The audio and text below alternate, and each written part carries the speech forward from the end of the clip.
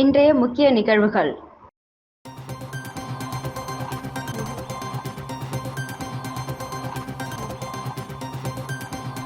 எவ்வளவு தொழில்நுட்ப வளர்ச்சி வந்தாலும் அதனை செயல்படுத்த வேண்டிய மனசு அதிகாரிகளுக்கு இருக்க வேண்டும். ஈவிதான் செயலி அறிமுக விழாவில் முதலமைச்சர் ரங்கசாமி பேச்சு.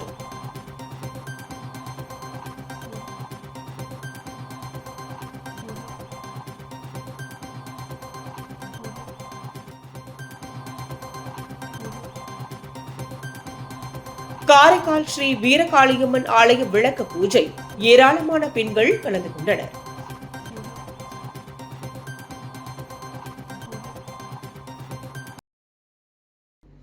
டிஜிட்டல் இந்தியாவை திட்டத்தை அறிமுகப்படுத்திய போது முன்னாள் நிதியமைச்சர் சிதம்பரம் அதிமேதாவியாக அதனை விமர்சனம் செய்ததாகவும், கடந்த காலங்களில் நாட்டை ஆண்ட காங்கிரஸ் அரசு ஒரு தைரியமில்லாத அரசாகத்தான் இருந்ததாக மத்திய இணையமைச்சர் எல் முருகன் விமர்சித்துள்ளார்.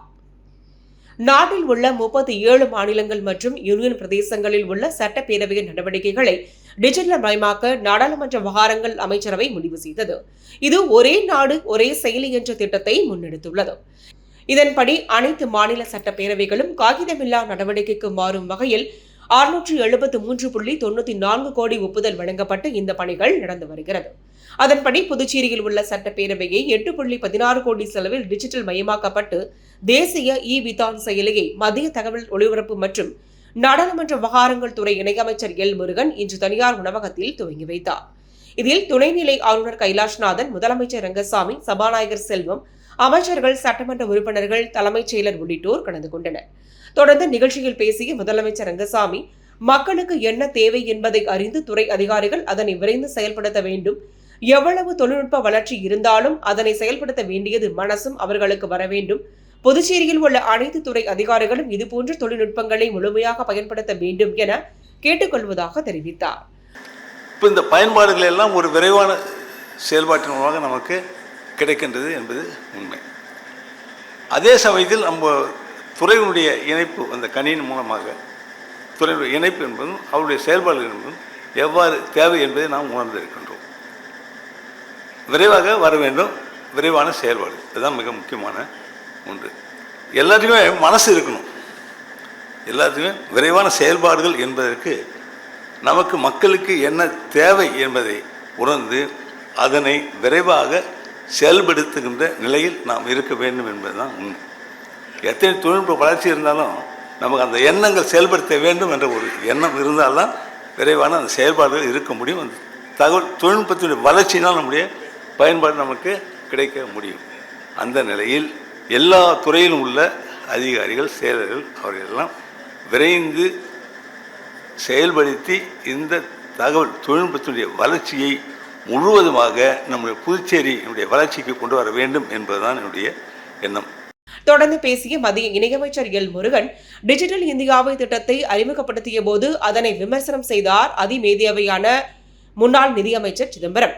ஆனால் டிஜிட்டல் இந்தியா மூலம் கடந்த 11 ஆண்டுகளில் நாட்டின் வளர்ச்சி அதிகரித்துள்ளது எனவும், 27 கோடி மக்கள் வறுமை கோட்டிற்கு கீழ் இருந்து முன்னேறி உள்ளனர் என்றும், கடந்த காலங்களில் நாட்டை ஆண்ட காங்கிரஸ் அரசு ஒரு தைரியமில்லாத அரசாகத்தான் இருந்துள்ளது என்றவர், கடந்த 10 ஆண்டுகளில் பாதுகாப்பு துறையில் 50,000 கோடிக்கு மேல் நாம் ஏற்றுமதி செய்துள்ளதாக தெரிவித்தார். தொடர்ந்து பேசிய அவர், சட்டமன்ற நிகழ்வுகளை மக்கள் தெரிந்து கொள்ளும் வகையில் நேரலை வழங்கும் வசதிகள் இந்த விதான் செயலி மூலம் வழங்கப்படும் என்றார். புதுச்சேரியில் கடந்த பட்ஜெட் கூட்டத்தொடரில் 8.16 கோடி செலவில் புதுச்சேரி சட்டப்பேரவை மின்னணு உட்கட்டமைப்பு மேம்படுத்தும் பணி மேற்கொள்ளப்பட்டது. இதில் எம்எல்ஏக்களின் இருக்கைகளில் டேப்லெட் டிவைஸ் அமைக்கப்பட்டுள்ளது. தொடர்ந்து எம்எல்ஏக்கள் அதிகாரிகளுக்கு இதற்கான பயிற்சி வழங்கப்பட்டுள்ளது. இதனைத் தொடர்ந்து அடுத்த சட்டமன்ற கூட்டம் முழுமையாக காகிதமில்லா சட்டசபையாக செயல்பட உள்ளது குறிப்பிடத்தக்கது.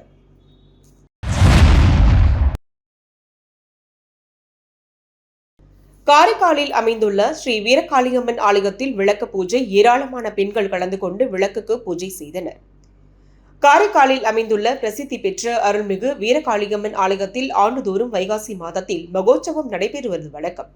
இதில் முக்கிய நிகழ்ச்சியான மகாலட்சுமி பூஜை எனும் திருவிளக்கு பூஜையில் ஏராளமான பெண்கள் கலந்து கொண்டு குத்துவிளக்கை அம்மனாக பாவித்து சிறப்பு பூஜைகள் அர்ச்சனை செய்து அருள்மிகு வீரகாளியம்மனை வழிபட்டனர். முன்னதாக ஸ்ரீ வீரகாளியம்மனுக்கு சிறப்பு அபிஷேக ஆராதனைகள் செய்யப்பட்டு மகா தீபாராதனை நடைபெற்றது.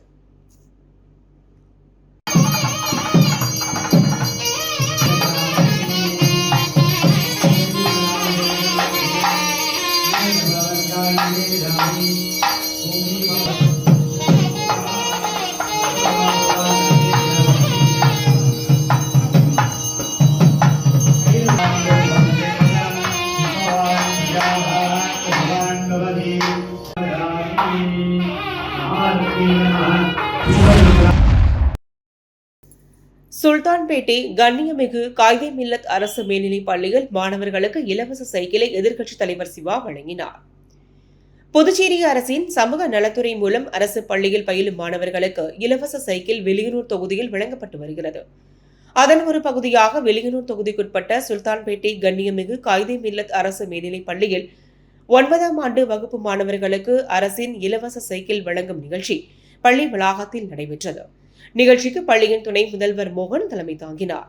சிறப்பு விருந்தினராக சட்டமன்ற எதிர்க்கட்சித் தலைவரும் தொகுதியின் சட்டமன்ற உறுப்பினருமான சிவா கலந்து கொண்டு 72 மாணவ மாணவிகளுக்கு சைக்கிள்களை வழங்கி வாழ்த்தி பேசினார்.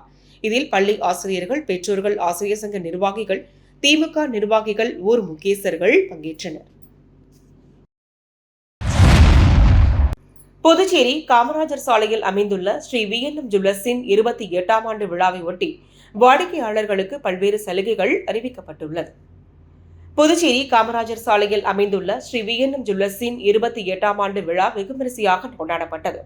இதனையொட்டி வாடிக்கையாளர்களுக்கு சிறப்பு விற்பனையாக ஜூன் 15 வரை தங்க நகைகள் சேதாரத்தில் 50% சிறப்பு தள்ளுபடியுடன் விற்பனை செய்யப்பட்டு வருகிறது.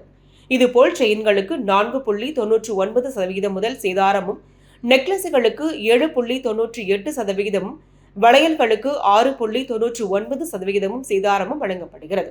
மேலும் வாடிக்கையாளர்களின் வசதிக்காக 22 கேரட் தங்க நாணயங்களை சேமிக்க தங்க விதை எனும் சேமிப்பு திட்டம் ரொட்டோரியன் மணி அவர்களால் துவக்கி வைக்கப்பட்டது. விழாவிற்கு வருகை தந்த வாடிக்கையாளர்கள், விருந்தினர்கள், நண்பர்கள் அனைவரையும் ஸ்ரீ VNM ஜுவல்லர்ஸின் பங்குதாரர்கள் தண்டபாணி, வைத்தியநாதன், வாணி தண்டபாணி, கார்த்திக் ஆகியோர் வரவேற்றனர். முன்னதாக ஆண்டு விழாவை முன்னிட்டு புதுச்சேரி கடற்கரை சாலையில் இரத்த தான முகாமிற்கு ஏற்பாடு செய்யப்பட்டிருந்தது. இதில் ஏராளமானோர் தாமாக முன்வந்து இரத்த தானம் செய்தனர்.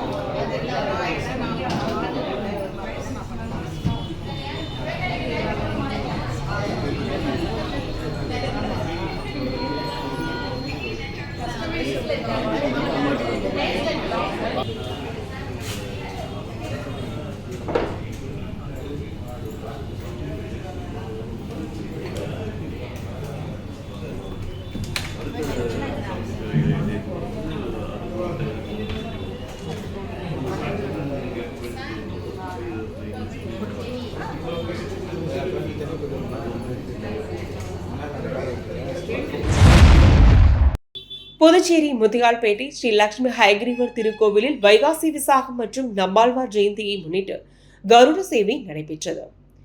புதுச்சேரி முத்தியால்பேட்டை பகுதியில் அமைந்துள்ள ஸ்ரீ லட்சுமி ஹயக்ரீவர் திருக்கோவில். இந்த திருக்கோவிலில் வைகாசி விசாகம் மற்றும் நம்மாழ்வார் ஜெயந்தியை முன்னிட்டு கருட சேவை நடைபெற்றது. முன்னதாக லட்சுமி ஹயக்ரீவர் பெருமாள் சிறப்பு அலங்காரத்தில் எழுந்தருளி கருட பகவான் வாகனத்தில் அமர்த்தி அலங்கரிக்கப்பட்ட வாகனத்தில் வைத்து திருவீதி உலா நடைபெற்றது. பட்டாச்சாரியார்கள் வேத மந்திரங்கள் ஓத கோவிந்தா கோவிந்தா கோஷத்துடன் பெருமாள் திருவீதி உலா சென்று மீண்டும் கோவிலை வந்தடைந்தனர். கருட சேவையில் எழுந்தருளிய லட்சுமி ஹயக்ரீவ பெருமாளை பக்தர்கள் வழிபட்டு சென்றனர்.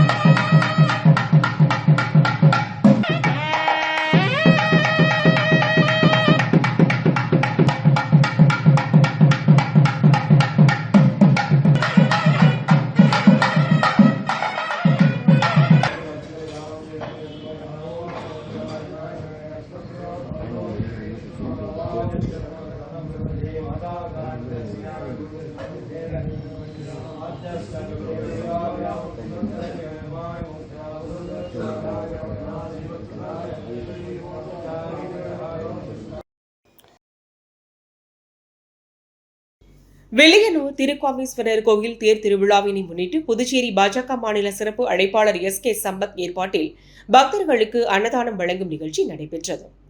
புதுச்சேரி மாநிலம் வெள்ளியனூர் பகுதியில் மிகவும் பிரசித்தி பெற்ற திருக்காமீஸ்வரர் கோயில் வைகாசி மாத தேர் திருவிழா நேற்று வெகு சிறப்பான முறையில் நடைபெற்றது. தேர் திருவிழாவை முன்னிட்டு பல்வேறு அரசியல் கட்சியினர், சமூக சேவகர்கள் பக்தர்களுக்கு அன்னதானம் வழங்கினர். அதன் ஒரு பகுதியாக புதுச்சேரி பாஜக மாநில சிறப்பு அழைப்பாளர் SK சம்பத் ஏற்பாட்டில் அன்னதானம் வழங்கும் நிகழ்ச்சி நடைபெற்றது.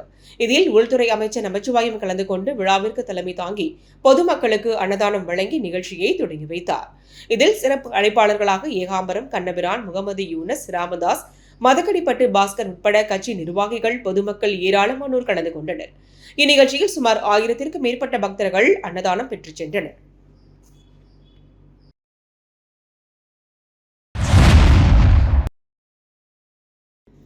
புதுச்சேரி மாநிலம் மண்ணாடிப்பட்டு கொம்யூன் திருபுவனை சட்டமன்ற தொகுதிக்குட்பட்ட திருவண்டார்கோவில் கிராமத்தில் தற்போது நிலவி வரும் குடிநீர் பற்றாக்குறையை போக்க மந்தாக்கரையில் பொதுப்பணித்துறை மூலம் புதிய ஆழ்குழாய் கிணறு அமைத்தல் மற்றும் அதனை சார்ந்த பணிகளான மின் மோட்டார் பொருத்துதல் மற்றும் குடிநீர் உந்து குழாய் அமைத்தல் முதலிய பணிகள் ரூபாய் 15.52 லட்சம் ரூபாயின் திட்ட மதிப்பீட்டில் மேற்கொள்ளப்பட்டது.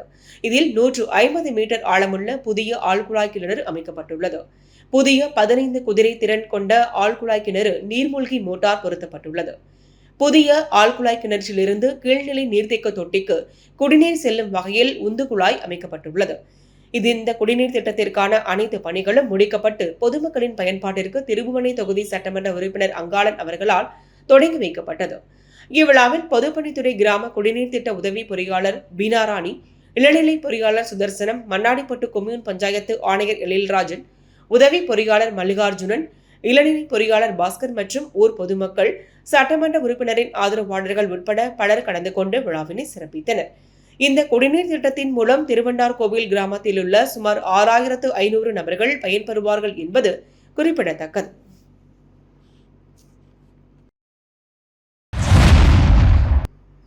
ஒதியம்பட்டு ஸ்ரீ சத்குரு மகான் வண்ணார பரதேஸ்வர சித்தர் ஆலயத்தில் வளர்பிறை பிரதோஷ பூஜை சிறப்பாக நடைபெற்றது. முருங்கப்பாக்கத்தில் இருந்து வெளியூர் போகும் வழியில் ஒதியம்பட்டு கிராமத்தில் அமைந்துள்ள மிகவும் பழமை வாய்ந்த ஸ்ரீ சத்குரு மகான் வண்ணார பரதேஸ்வர் சித்தர் ஆலயத்தின் வளர்பிறை பிரதோஷத்தை முன்னிட்டு பால், தயிர், அபிஷேகத்தூள், மஞ்சள் தூள், விபூதி, சந்தனம், இளநீர், பன்னீர் மற்றும் கலச அபிஷேகம் செய்யப்பட்டு நந்தி மற்றும் உழவருக்கு சிறப்பு அலங்காரம் செய்யப்பட்டு மகா தீபாராதனை காண்பிக்கப்பட்டது. இதில் சுற்றுவட்டார பகுதியில் இருந்து திரளான பக்தர்கள் கலந்து கொண்டனர். இதனைத் தொடர்ந்து விழாவில் கலந்து கொண்ட பக்தர்கள் அனைவருக்கும் அன்னதானம் வழங்கப்பட்டன. இப்பூஜையை ஆலய நிர்வாக அதிகாரி பர்குணம் மற்றும் ஆலய அர்ச்சகர் முத்து, பிகதாரர் ஒதியம்பட்டைச் சேர்ந்த சரவணன் அதிகாரிகளின் குடும்பத்தினர் மிகவும் சிறப்பாக செய்திருந்தனர்.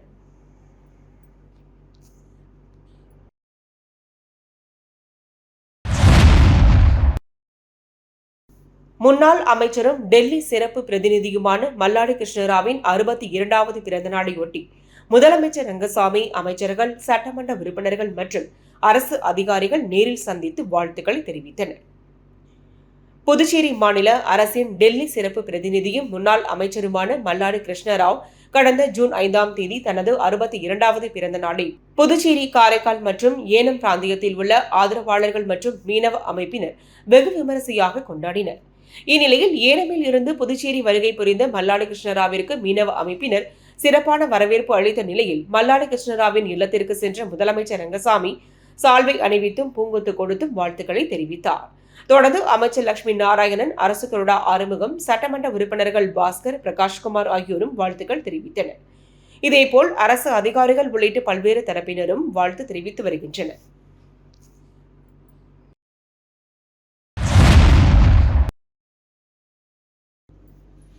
தென்னங்குடி பழமை வாய்ந்த மகாகாளியம்மன் கோவில் கும்பாபிஷேகம் ஏராளமான பக்தர்கள் பங்கேற்று தரிசனம். காரைக்கால் மாவட்டம் திருநள்ளாறு அருகே உள்ள தென்னங்குடி பகுதியில் பழமை வாய்ந்த ஸ்ரீ மகாகாளியம்மன் ஆலயத்திற்கு கும்பாபிஷேகம் நடத்த திட்டமிட்டு கடந்த 6 மாதங்களாக கோவில் புனரமைப்பு பணிகள் நடைபெற்று வந்தன. கோயில் திருப்பணிகள் நிறைவுற்ற நிலையில் கடந்த 6ஆம் தேதி விக்னேஸ்வர பூஜையுடன் கும்பாபிஷேக விழா தொடங்கியது. இன்று காலை 4ஆம் கால யாகசாலை பூஜை நடைபெற்று மகா பூர்ணாகதி நடைபெற்றது. அதனைத் தொடர்ந்து மகா தீபாராதனையுடன் கட புறப்பாடு தொடங்கியது. புனித நீர் அடங்கிய கலசங்களை சிவாச்சாரியர்கள் சுமந்து கோவில் பரிகாரத்தை வலம் வந்து விமான கலசத்தில் மேல் ஊற்றி மகா கும்பாபிஷேகம் நடைபெற்றது. அதனைத் தொடர்ந்து மூலவர் மகா காளியம்மனுக்கு மகா அபிஷேகம் நடைபெற்று மகா தீபாராதனையும் காண்பிக்கப்பட்டது. இந்த நிகழ்ச்சியில் ஏராளமான பக்தர்கள் கலந்து கொண்டு சுவாமி தரிசனம் செய்தனர். கும்பாபிஷேகத்தில் தொகுதியின் சட்டமன்ற உறுப்பினர் PR சிவா, பாஜக பட்டியலணி தலைவர் கார்த்தி, விழாக்குழு தலைவர் ரங்கசாமி, விழாக்குழுவினர்கள், ஊர் முக்கியஸ்தர்கள், கிராமவாசிகள் உள்ளிட்ட ஏராளமானோர் கலந்து கொண்டனர்.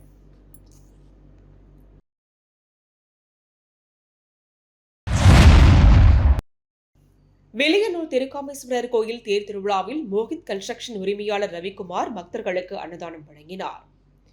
புதுச்சேரி வெளியனூர் பகுதியில் திருக்காமேஸ்வரர் கோயில் வைகாசி மாத தேர் திருவிழா நேற்று காலை நடைபெற்றது.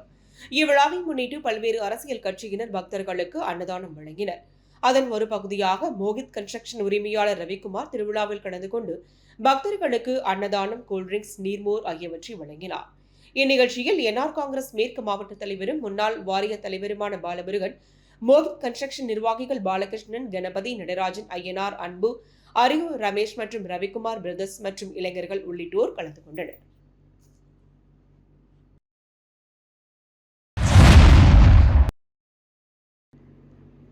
உசடு சட்டமன்ற தொகுதிக்குட்பட்ட கூடப்பாக்கம் பகுதியில் யூ வடிவ வாய்க்கால் அமைக்கும் பணிக்கான பூமி பூஜையை அமைச்சர் சாய்ஜே சரவணகுமார் துவக்கி வைத்தார்.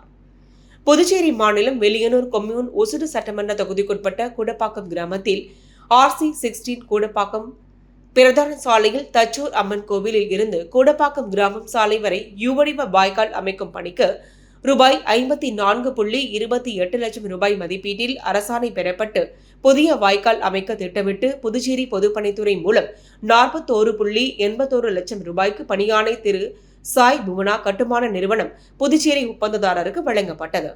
இப்பணிக்கான பூமி பூஜை விழாவில் உசுறு சட்டமன்ற தொகுதி உறுப்பினரும் ஆதி திராவிடர் நலம் மற்றும் பிற்படுத்தப்பட்டோர் நலத்துறை அமைச்சருமான சாய்ஜே சரவணகுமார் கலந்து கொண்டு விழாவிற்கு தலைமை தாங்கி பூமி பூஜை செய்து பணியினை தொடங்கி வைத்தார்.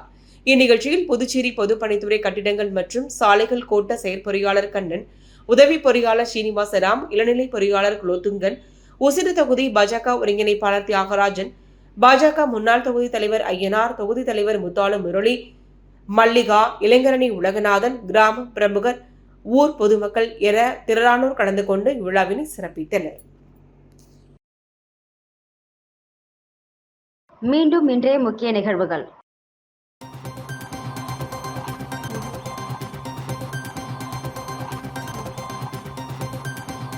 எவ்வளவு தொழில்நுட்ப வளர்ச்சி வந்தாலும் அதனை செயல்படுத்த வேண்டிய மனசு அதிகாரிகளுக்கு இருக்க வேண்டும். ஈவிதான் செயலி அறிமுக விழாவில் முதலமைச்சர் ரங்கசாமி பேச்சு.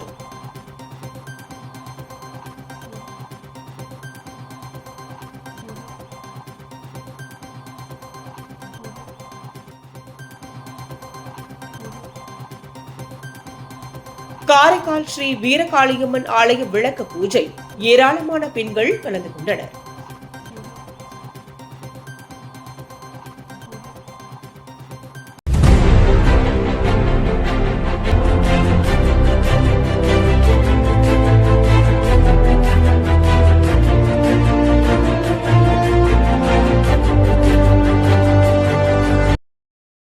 செய்திகளை உடனுக்குடன் தெரிந்து கொள்ள ஆஸ்கர் யூடியூப் சேனலை சப்ஸ்கிரைப் செய்யவும்.